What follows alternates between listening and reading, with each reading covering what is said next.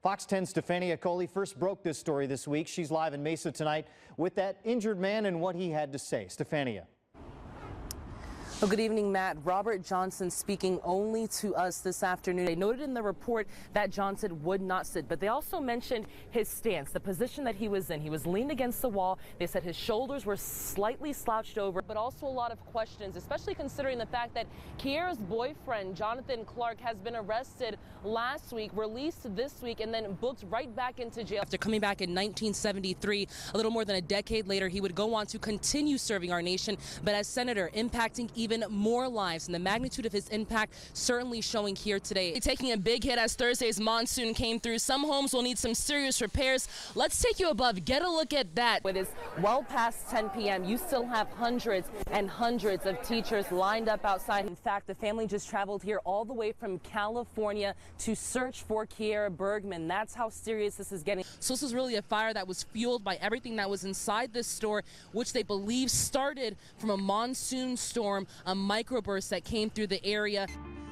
Well, this morning, police asking for your help to find a man accused of robbing a Circle K last month, and it was all caught on camera. Take a look. This happened at the store near Dobbins and Central. That seemed very excessive. Yeah. And that is the big question now is, was this kind of force necessary? Well, some sad news this morning out of the war room. We're learning that a Valley soldier has died while serving in Somalia. This is Hala.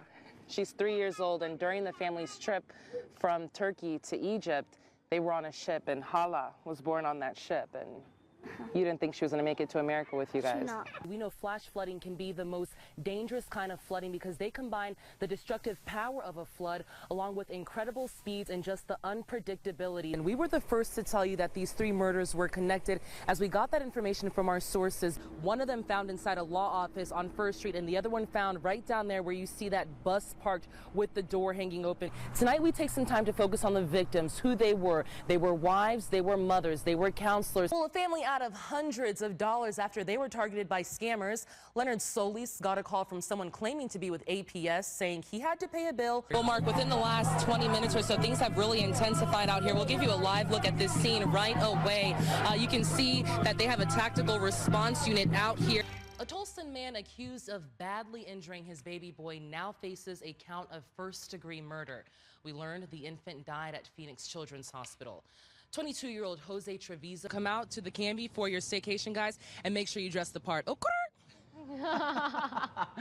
I don't even think we need to add anything to that one.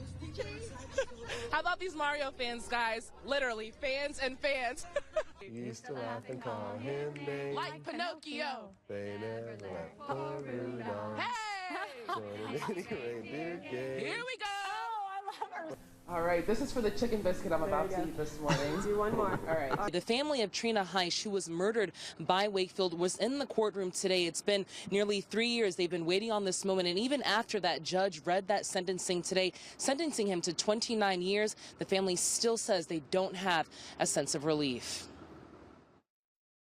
Sadness. Mother and daughter of Trina Heish take me through the emotions. Very, very sad. Everything they felt. Disappointment. As their loved one's killer was sentenced to prison today. I was hoping it would be life. But it wasn't. Kenneth Wakefield handed a 29-year sentence, 25 for murdering Trina Heish and 4 for killing her 2 dogs.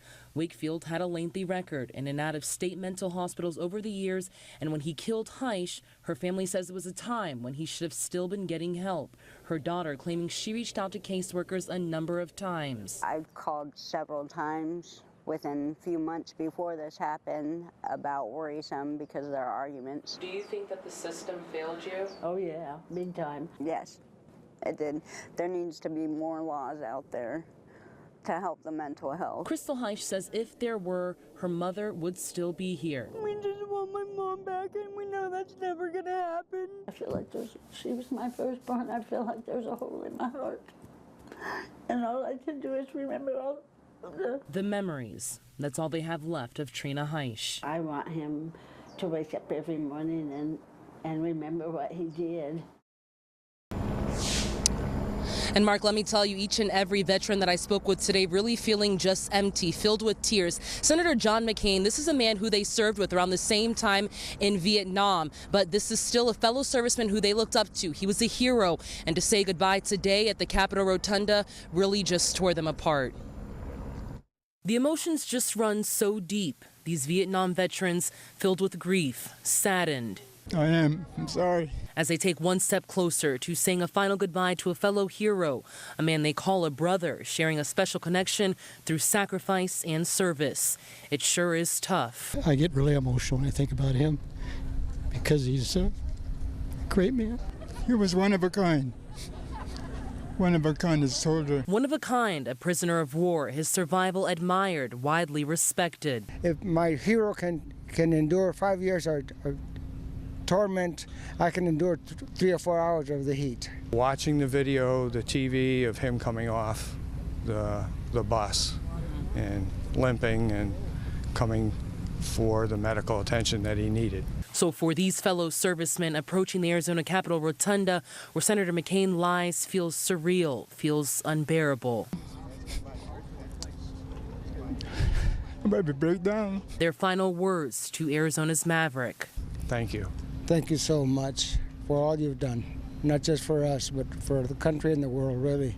Well, John and Carrie, the street sign, it's pretty hard to keep up with in the neighborhood, and to keep it up, a street sign, as you said, a very high demand. Neighbors telling me it goes missing quite often and too often. Situated along this beautiful stretch of the Royal Palm neighborhood in North Phoenix, a row of well-ravishing homes, most of them valued at well over $500,000. It's a great neighborhood. We always say it's both an address and a philosophy. It's a great street. There's great neighbors. So why worry on Why Worry Lane, the street name that has a ring to it? The street name that goes nameless far too often. It's a chronic problem. You're looking at what may be the most wanted street sign in Phoenix, Arizona. So the sign gets taken frequently. Time after time, neighbors say they've woken up on Why Worry Lane with no Why Worry Lane sign in sight.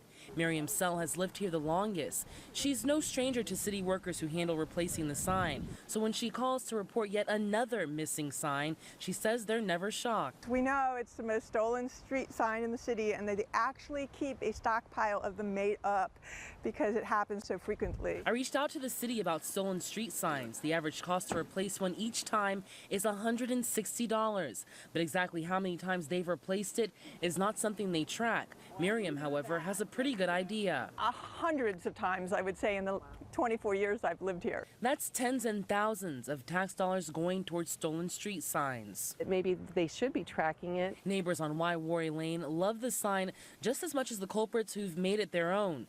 Tonight, here's our message to them. We love our sign. Come and visit it anytime, but please don't steal it anymore. Just take a picture of it. No, Take a selfie with Admire it from a distance. I think you put it in stone. You make the street sign and etch it in stone. Oh, they find a way. Yeah, I don't know. I mean, for the money they've spent on that over the years, just put it in stone, put it in granite. Yeah. Well, and she was telling me, Miriam, that her daughter was going to school, and she said, I didn't want to leave without my Why Worry Lane. So she was scared that her friends were going to go try to take the sign. So she got a sign made for her daughter. Good. Just get the sign She made, didn't guys. steal it. You're sure she did? Okay. Yeah. We Now, the just wanna city clear did that also up. tell me that if you see a sign missing, or if you want to report a missing sign, you can call the city. That dispatch line number is 602-262-6441. Or if you notice one in someone's dorm room, you can report them. Or in their garage. Just do the right thing, guys. It's illegal. Okay. Thanks, Stefania.